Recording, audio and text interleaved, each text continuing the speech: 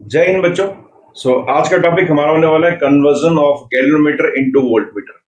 कैसे हम गैल्वेनोमीटर को वोल्टमीटर में कन्वर्ट करते हैं, that we will study today. तो इसमें हम पहले तो उसकी पढ़ेंगे थ्योरी कि कैसे कन्वर्ट किया जाता है उसको, then we will drive a formula जो काफी इंपॉर्टेंट है, and then we will solve 1 to PYQ, ताकि आपको ये कंसेप्ट जो है क्वेश्चन लगाने में आसानी रहे और इसकी मदद से आप कोई भी सवाल इस पे आसानी से कर पाएंगे।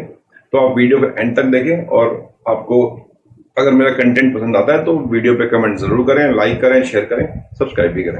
Okay, now so topic is conversion of galvanometer into voltmeter. तो कैसे करते हैं?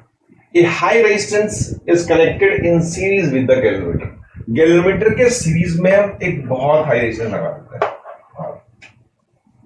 ठीक है जी। यहाँ पे रेजिस्टेंस ऑफ गैल्वेनोमीटर है, IG है फुल स्केल डिफ्लेक्शन करंट, कि गैल्वेनोमीटर के स्केल में जो फुल डिफ्लेक्शन होगी, जब उसका लास्ट पॉइंटर जिस जगह पे मौजूद है, जो वहां रीडिंग है, उसको बोलते हैं फुल स्केल डिफ्लेक्शन करंट, कि मैक्सिमम रीडिंग कितनी हो सकती है। तो दिस इज ए वोल्टमीटर। तो इसके अकॉर्डिंग डिजाइन होता है वो। तो अगर आप वोल्टमीटर कभी देखा हो आपने, तो आपको ये दिखेगा नहीं, ये अंदर होता है उसके। तो यहां से उसकी रेंज निकल के आती है, इसके अकॉर्डिंग उसका मार्किंग स्केल डिजाइन किया जाता है। तो उसको हम निकाल सकते हैं कितना होगा। तो अगर V की बात करी जाए, सो दिस इज दोनों सीरीज में करंट I है, this is equal to IG plus R। अगर मैं इसे R निकाल लूं, सो R equal to V by IG minus C। And यहाँ पे V की बात करें तो V क्या है? V is actually range of voltmeter।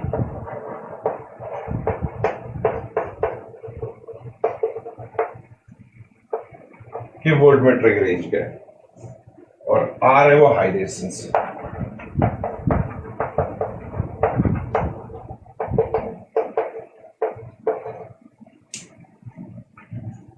तो इस तरीके से हमको जितनी भी रेंज का वोल्टमीटर चाहिए वो हम इससे डिजाइन कर सकते हैं, इस फॉर्मूला की मदद से।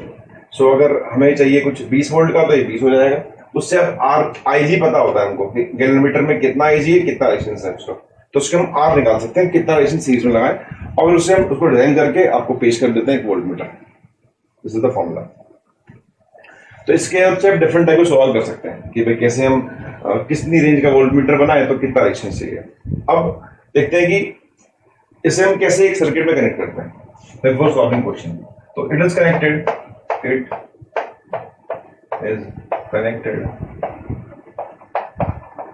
in parallel। मतलब अगर आपको ये रेजिस्टेंस दे रखा है,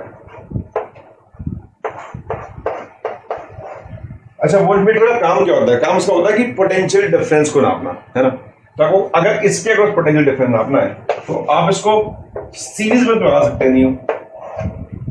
अगर सीरीज में लगा दिया तो ये तो इन पॉइंट के बीच में डिफरेंस नाप लेगा, जो उसके दो एंड्स होंगे, दो छोर होंगे, तो चाहिए ही नहीं हमको। हमको तो चाहिए कि इसके अक्रॉस नापे, R के अक्रॉस जो एलिमेंट है। तो हम इसको ऐसे लगाएंगे ताकि इस R के एक एंड का और दूसरे एंड का जो वोल्टेज है वही इसके दोनों एंड पे, तो इसके अक्रॉस नाप सके। तो this is the purpose. Okay, पहली बात तो ये पैरेलल लगता है। दूसरी बात इंपॉर्टेंटली कि resistance of ideal voltmeter is infinity, so that no current can flow through it।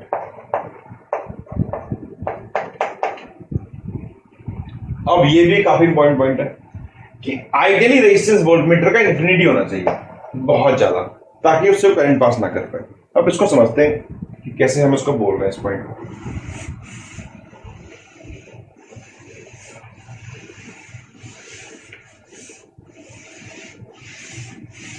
मतलब मान लेते हैं ये रेजिस्टेंस है,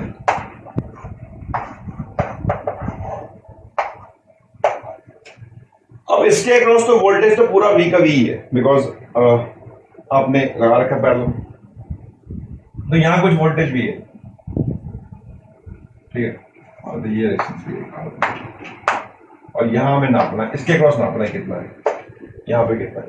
तो यहाँ पे वोल्टेज है वो आपने निकाल लिया कि कितना होगा वोल्टेज, तो वो कुछ वोल्टेज आपने भी कैलकुलेट कर लिया, और इसको निकाल सकते हैं वैसे तो। करंट अगर निकालें तो करंट हो जाएगा आपके पास V/R1 + R, बिकॉज दोनों सीरीज में। और अगर यहाँ वोल्टेज निकालना हो कितना ड्रॉप होगा, तो आप बोल सकते हो V1 = होना चाहिए I/R। सो V/,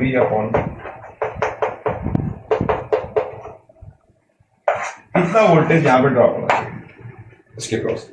अब इसको ये तो हमने कैलकुलेट किया, लेकिन लैब में इसको कैलकुलेट नहीं किया था। पेपर पे, क्लास में, नोटबुक में तो कैलकुलेट कर सकते हैं सिंपली, करंट निकाल लिया, वोल्टेज निकाल लिया। लेकिन लैब में कैलकुलेट करने की जरूरत नहीं, सीधा वोल्ट मीटर लगाओ, बताएगा ना आपने। तो लैब में गए, हमने फिर से इसको ऐसे ड्रॉ किया।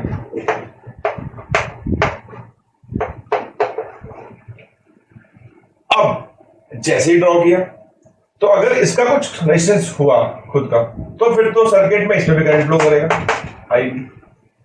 सर्किट का रेजिस्टेंस बदल जाएगा, है ना, सर्किट में करंट बदल जाएगा टोटली, बिकॉज इसका भी कुछ रेजिस्टेंस होगा। लेकिन अगर ये रेजिस्टेंस इंफिनिटी हुआ, लेट्स सपोज, तो ये करंट 0 हो जाएगा कि इंफिनिटी है तो कोई करंट नहीं जाएगा। फायदा यही तो है कि इसमें करंट जाना चाहिए भी नहीं, है ना। तो अगर आप इसका अब आर नेट निकालें, मान लीजिए आर था, तो अगर इन दोनों आर नेट निकालें तो 1/R + 1/RV करेंगे। RV कितना है, इंफिनिटी, तो ये R ही आ जाएगा निकल के। मतलब इसके आर नेट पे कोई फर्क नहीं पड़ा इसके लगने से, अगर इंफिनिटी है तो, बिकॉज इंफिनिटी होने की वजह से उसमें करंट नहीं गया, तो सर्किट अनडिस्टर्ब रहा, एरर नहीं आया, है ना, और आर नेट ही वही रहा। तो इसलिए इसका रेजिस्टेंस इंफिनिटी होना चाहिए। क्यों?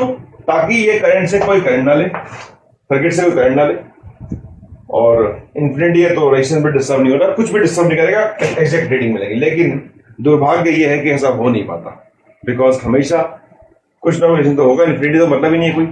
लेकिन हाँ, बहुत ज्यादा हो सकता है कंपैरिजन में, तो करंट फ्लो नहीं करता। हालांकि इसमें तब भी कुछ करंट जाएगा, ऐसा नहीं कि नहीं जाएगा, करंट जाएगा, एरर तो आएगा, एरर तो है। लेकिन हम नॉर्मली उसको 99.9% केसेस में क्वेश्चन में मानते नहीं है, हम मानते हैं कि वोल्टमीटर आइडियल है। तो आई बिलीव कि आपको पॉइंट्स क्लियर है। अगर आपको कहीं भी कोई डाउट लगता है तो मुझे आप कमेंट बता सकते हैं करके, तो I will definitely clear your doubt. Okay, अब इस पे देखते हैं 1-2 क्वेश्चंस, जिसकी मदद से हम इनको अप्लाई करना सीखेंगे। हम ये क्वेश्चन देखते हैं, जब लोग सामने इसको रीड कर सकते हैं एक बार। The question is, a galvanometer whose resistance is 50 ohm has 25 divisions। मतलब उस गैल्वेनोमीटर है, उसमें कुल 25 डिवीजन है, मतलब 25 उसमें ऐसे लाइन्स हैं, ये 25 लाइन्स हैं, तो टोटल 25 डिवीजन है।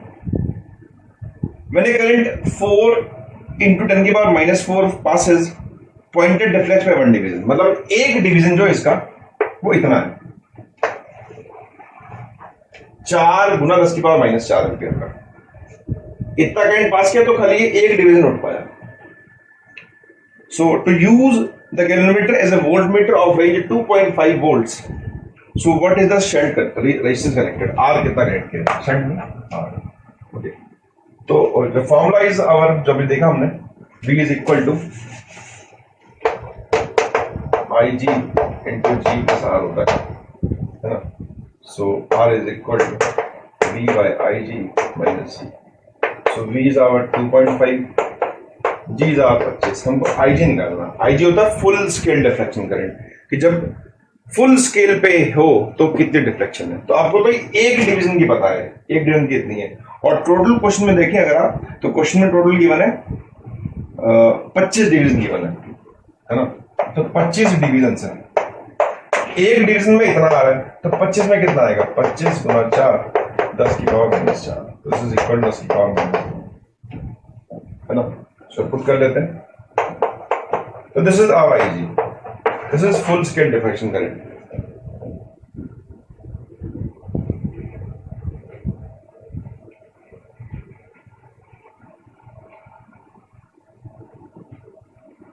तो इसकी वैल्यू एक्चुअली 50 गिवन है जी।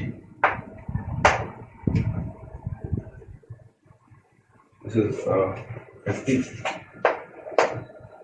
तो हो जाएगा 250